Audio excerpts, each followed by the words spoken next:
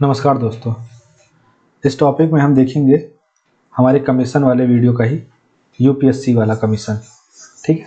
अब हमने इसके पहले election commission of India cover किया। वो कैसी संस्था थी? कॉन्स्टिट्यूशनल संस्था थी। अब हम देखेंगे यूपीएससी। ये भी कॉन्स्टिट्यूशनल संस्था है, यूनियन पब्लिक सर्विस कमीशन। ठीक है। तो देखिए, सबसे पहले जैसे मैंने लास्ट टाइम भी किया था, आर्टिकल्स जो मस्ट हैं, सबसे पहले आपको जितने आर्टिकल हैं इसके वो आपको देखने पड़ेंगे। ठीक है। तो ये भाग जैसे मैंने बताया था कि ये भाग 14 में आता है। ठीक। और ये जो है आपका 312 के आसपास से शुरू हो जाता है। ठीक। और ये 323 तक जाके ख़त्म होता है।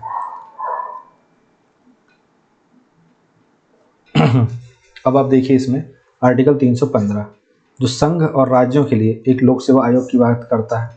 फिर आर्टिकल 316 जिसमें यूपीएससी सदस्यों की नियुक्ति और कार्यकाल की बात करता है।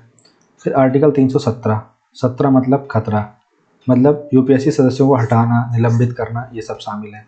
आर्टिकल 318 सेवा की शर्तों के लिए विनियम बनाने की शक्ति। आर्टिकल 319 यूपीएससी अध्यक्ष के लिए आगे की नियुक्ति का निषेध। ठीक है, कि इसकी मतलब रीअपॉइंटमेंट की बात कर रहा है। आर्टिकल 320 यूपीएससी के कार्य वर्क। ठीक है, 20 में 0 आ रहा है, जैसे 0 को आप इससे कर सकते हैं कि हाँ, जिसमें इसमें कहीं पे भी 0 नहीं, मतलब 0 नहीं आएगा, तो ऐसे आप बना लीजिए कि वर्क में ओ आ रहा है तो ये 0 वर्क। ठीक है, ये दिख रहा है तो कार्य हो गया ये। 321 यूपीएससी कार्यों का विस्तार करने की शक्ति। 322 भारत की संचित निधि पर यूपीएससी का व्यय।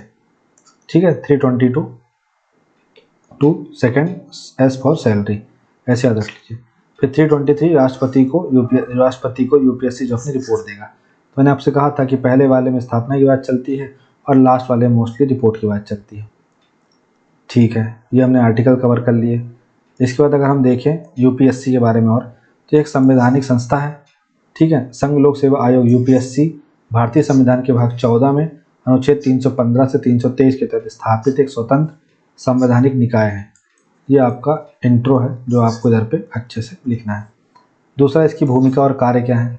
तो केंद्रीय भर्ती एजेंसी के रूप में यूपीएससी सिविल सेवा, इंजीनियरिंग सेवा और अन्य प्रमुख सरकारी भर्तियों जैसी प्रतिष्ठित परीक्षाओं के आयोजन के लिए जिम्मेदार है, जिससे निष्पक्ष चयन सुनिश्चित होता है। ठीक है। इसकी संरचना क्या है भैया? तो भारत के राष्ट्रपति, ठीक है, अध्यक्ष और अन्य सदस्यों की नियुक्ति करते हैं। सदस्यों की संख्या निश्चित नहीं है, लेकिन आमतौर पर 9 से 11 के बीच होते हैं, मतलब 1 + 9 और 10 ये हो सकते हैं।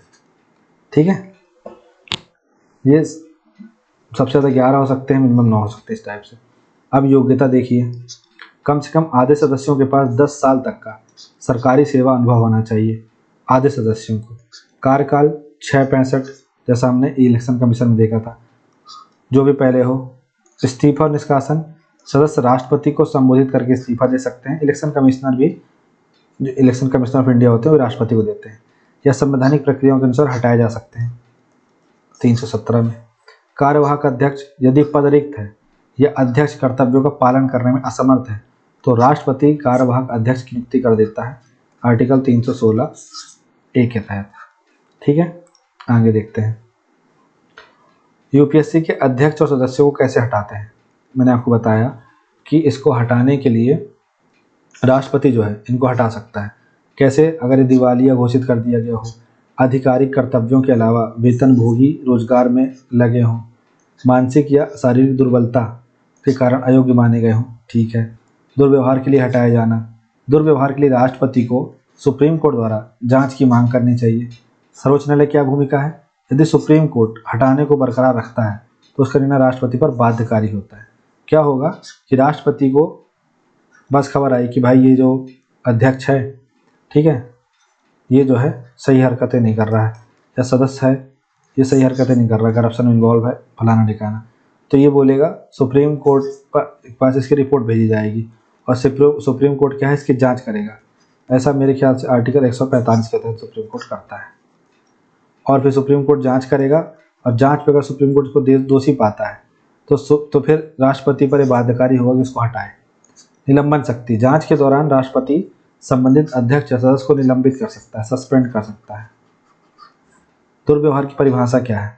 इसमें अपने आधिकारिक भूमिका के अलावा सरकारी अनुबंधों या लाभ कमाने वाले समझौतों में शामिल होना शामिल है। ठीक है, हनी ट्रैप में फंसे हैं, कुछ भी है, ये सब इसमें आ जाता है। क्या स्वतंत्रता है भैया इनकी? स्वतंत्रता है ना, 6 साल और 65 कार्यकाल की सुरक्षा है। निश्चित सेवा शर्तें हैं, नियुक्ति के बाद सेवा शर्तों को उनके नुकसान के लिए नहीं बदला जा सकता। ठीक है, वित्तीय स्वतंत्रता है, वेतन पेंशन सहित व्यय जो है भारत की संचित निधि पर लगाए जाते हैं, जिससे उन्हें संसदीय अनुमोदन से मुक्त रखा जाता है। अगला, रिटायरमेंट के बाद बैन, मतलब अध्यक्ष नहीं बन सकते। यूपीएससी अध्यक्ष भविष्य में सरकारी नौकरी के लिए अयोग्य हो जाते हैं।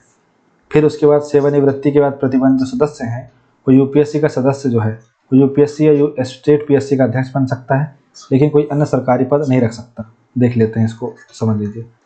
यूपीएससी का कोई अध्यक्ष है तो आगे कुछ भी नहीं कर सकता, कुछ भी नहीं मतलब कुछ भी नहीं। यूपीएससी का कोई सदस्य है तो क्या कर सकता है?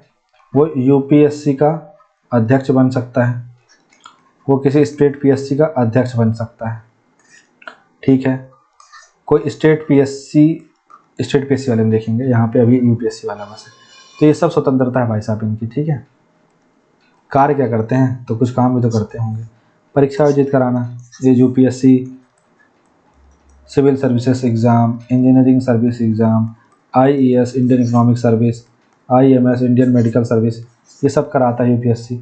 संयुक्त भर्ती योजनाएं, विशेष सेवाओं के लिए संयुक्त भर्ती योजनाएं बनाने में 2 या अधिक राज्यों की सहायता करता है। ठीक है, जॉइंट पब्लिक सर्विस कमीशन। तीसरा, राज्य सहायता, राष्ट्रपति की स्वीकृति के साथ राज्यपाल के अनुरोध पर राज्य सरकारों को सेवाएं प्रदान करता है।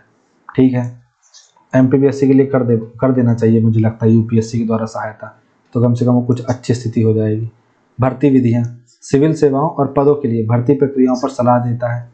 ठीक है, नियुक्ति सिद्धांत, नियुक्ति पदोन्नति ट्रांसफर के सिद्धांतों पर मार्गदर्शन करता है, पर ये बाध्यकारी नहीं है।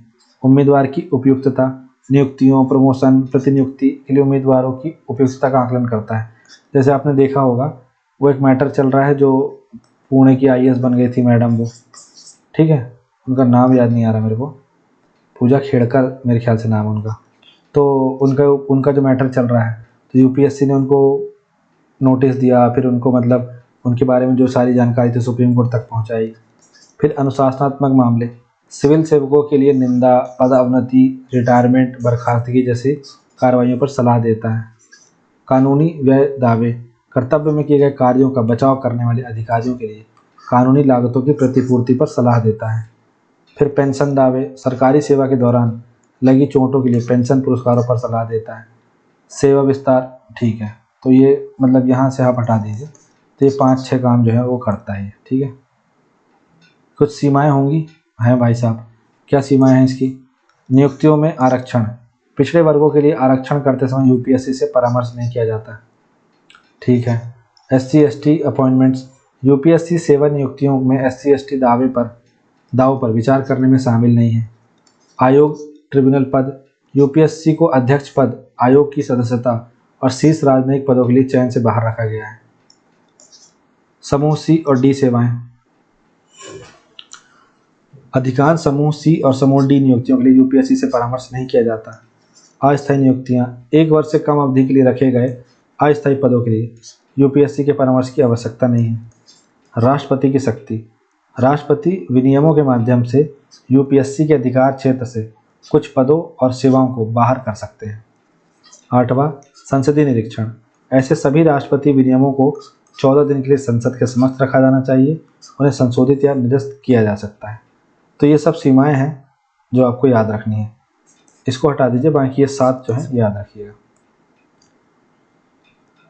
तो ये हमने देखा इलेक्शन कमिश्नर ऑफ इंडिया के बाद यूनियन पब्लिक सर्विस कमिश्नर के बारे में। ठीक है, और इसमें हमने तमाम चीज़ें समझी कि यूपीएससी की सीमाएं क्या हैं, स्वतंत्रता क्या है, ठीक है, अध्यक्ष को हटाते कैसे हैं, तो तमाम आर्टिकल्स हैं, कार्य क्या करती है। तो आई होप सो आपको ये समझ में आया होगा। तो thanks for watching this video, have a nice day.